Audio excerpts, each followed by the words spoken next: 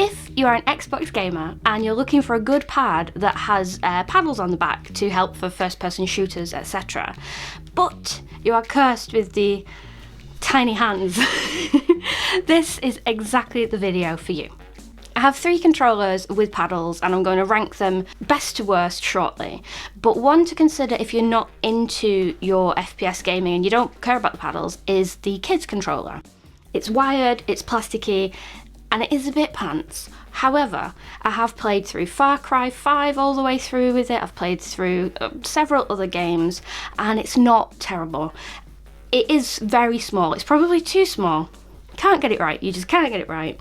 But if paddles are not a consideration, drop 35 quid or whatever on the kids one and give it a go. If you do want paddles, here we go. Coming in third, or last, but I don't like to be negative, is the Xbox Elite controller. This might be a bit surprising because it is one of the more expensive ones, but let me tell you why specifically for smaller hands why it's bad. And it's all to do with the back of the controller. You can see where the paddles are laid out, and when you are holding the controller with smaller hands, it leaves you with absolutely nowhere to hold the actual controller. And the paddles at the back are quite easy to press, so it's just not the best gaming experience for me. I found the only way to get around this is to remove 2 of the paddles. That makes it a lot more manageable. You are losing some of the functionality, unfortunately, but having 2 paddles that you can comfortably use whilst playing is a lot better than struggling with 4. You may be able to persevere if you are not a panicky gamer.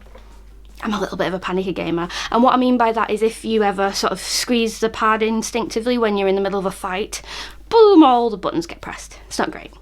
You could modify this by sawing down the paddles, which is literally a tip later, I'm not joking, but as standard out of the box for the price of it, it's not really catered towards smaller handed gamers at all, in my opinion. But it's very nice to play with. It's a very high quality pad. In at number 2, we have the Scuff Prestige. Now, I have some issues with this controller. This is actually faulty. It's less than 100 days old and it does that. It did it first time without me even having to mess with it.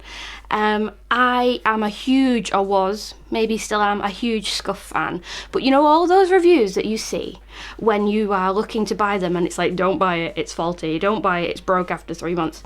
It literally did. I ignored them all and thought mine would be different. It would not be different. This is going back for repair, probably immediately after this video. Price point, this was by far the most expensive, and the quality wise, it's by far the worst. The paddles, on the other hand, are bloody brilliant, which is why when I take this back for repair, I hope I don't have issues again, because I do love this pad. It feels slightly smaller in the hand compared to a standard Xbox pad, even though the footprint is very, very similar. It's probably because it's slightly narrower at the top, and the grips really help to keep your hands where they need to be without stretching your thumbs too much. And the paddles on the back are brilliant. When you compare this to the Elite, you can see that the paddles are closer in to the middle, so you can reach, and it's great. In fact, you do have to reach a little bit too much to reach the inside paddles. You do sometimes have to take your fingers off the thumbsticks if you have smaller hands, which kind of defeats the object, but you can shoot them further up, you can press them further up, which makes it a little bit easier. You can keep all 4 paddles on this controller without issue, and it's quite firm to press them. I do love that it doesn't sort of accidentally press if you're in a bit of a panic. It is a fantastic controller. It's just not built very well. And occasionally you do have to move your hands away from the thumbsticks or move your hands much further up than intended to press all of the paddles on the back if you have smaller hands. As a side note as well, I love playing with the hair triggers on, and it's dead easy to turn them off and on. So if you're playing Call of Duty and you jump in a car, click one button and you can press your trigger down as fast as you want. On the Elite controller, you cannot do that on the fly very easily at all. It's sort of hidden and it's not great. So for my style of playing, that was another point against the Elite that I didn't mention, but it's not to do with how small my hands are, it's just to do with my playstyle. Which leads me on to the winner in my eyes, and you do need to do a little bit of DIY, I think, to get the best out of this controller if you have teeny tiny hands like I do. It is the Fusion Pro. And mine might not look like a Fusion Pro because I've spray painted it to high hell, but this is what it looks like new. It's wired knockoff Elite controller. It is by far the cheapest controller in this lineup, and in my opinion, the absolute best thing on the market at the moment for tiny hands on Xbox. And let me show you why. It all comes down to the paddles at the back. You can keep all 4 on, but at the moment I'm just using jump and crouch, so I've only got 2 on. And I felt a little bit more within my rights to saw this to death because it was cheap and nasty. But not nasty, just cheap, it turns out. And what I've done is I've sawed off half of the left paddle. So what this does now is when I'm playing, I can hold my left hand much higher up. Otherwise, to keep the paddle in place, I can't even reach the friggin' thumbstick on Xbox because thanks Xbox. Xbox loves people with small hands, obviously. But with this modification, I can reach both paddles perfectly, I can keep my fingers on the thumbsticks at all times, and it does just fit my hands much better than any of the other controllers I've listed so far. It's cheap, and I cannot get over how bloody good it is. Clearly, I've treated it like crap, because I bought this just to tide me over for 6 weeks until my Scuff one managed to arrive, which was the biggest letdown ever. Way! So I spray painted it, I sawed bits off, I've treated it like utter crap, and it is perfect. No stupid sticky thumbsticks here, guys. It works great. It also has very easy access to the hair triggers as well, so if I'm in a car and I need to have full access, I can just flip a button and off we go. Even better than the Scuff has a stupid magnet thing that you have to stick to the back to change the configuration of your paddles. With the Fusion, it's just a button. Now, the only downside I think to this is you probably do need to have a little bit of DIY, and it is wired.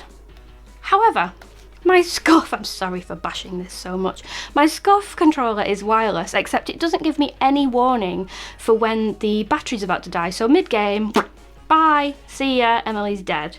So I've had to use the Scuff one wired anyway, so having a wired controller was not the end of the world. Now, those eagle-eyed viewers amongst you may notice I've got some Scuff thumbsticks on here. They're exactly the same frickin' style, except these ones actually work. Burn. So I would recommend personally, if you have smaller hands, try the domed sticks. I feel like it gives me much more control, and you can sort of hover around the edges of the thumbsticks a little bit easier if you need to without stretching too much and still have full control. The paddles on the back are metal, so you do need a proper actual saw to do this. So, and do sand it down afterwards, you don't want to get stabbed. But this may seem extreme, but this is how determined I am to find a pad that works for me, ladies and gentlemen. Definitely trial making one of the paddles smaller on the left. It makes a world of difference. In terms of the build quality of the paddles, these are a little bit easier to press on the Fusion. They do look like the build quality would be bad, but as I say, I've hammered this to actual death and it's been fine.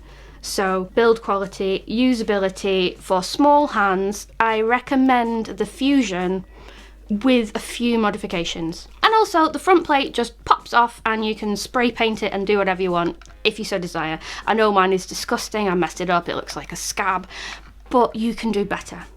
I promise you, you can. So I hope you found this helpful. If you're an Xbox gamer, these at the moment are the best options we have. It's not ideal. I wish someone would bring out like a 90% size pad or an 85% size pad with paddles, because the payoff is either you buy a really cheap controller like the kids one that is designed to be a bit pants because it's going to get broken in 3 minutes, or buy something expensive that doesn't quite fit your hands. Really quite annoying, but this is the best workaround I've found so far. I would be remiss without mentioning that the PlayStation pad is a lot kinder to smaller hands. So if you are adamant for playing on Xbox, you could possibly get a controller for PlayStation and get an adapter to make it work, which I'm seriously considering because my other Scuff controller is a PlayStation 1 and it fits my hands a lot better than pretty much any of these. Though I do like the left stick a lot better for this one on Xbox because I've given myself that much more room. Am I saying the best Xbox pad is a PlayStation pad? it is seriously an option. But if you want to stick with Xbox, get the Fusion. And please, please, please, please, please don't make it as ugly as mine. I never intended to put the green things in. I never meant it to look like a scab. I just treated it like crap because I thought the Scuff one would be better and it wasn't. If you found this helpful, please subscribe and check me and my friend out on Twitch. My friend Emma, Emily and Emma, we are Lone Skull and we play first-person shooters, we play Far Cry, we play lots of Call of Duty Warzone. We would love to see you over on the stream, and if you're a lady gamer out there, then definitely get in touch and we'd love to stream with you and play with you. Thank you so much for watching. Subscribe and like and follow us on Twitch, and I hope you found this video helpful. Got a loadout drop inbound.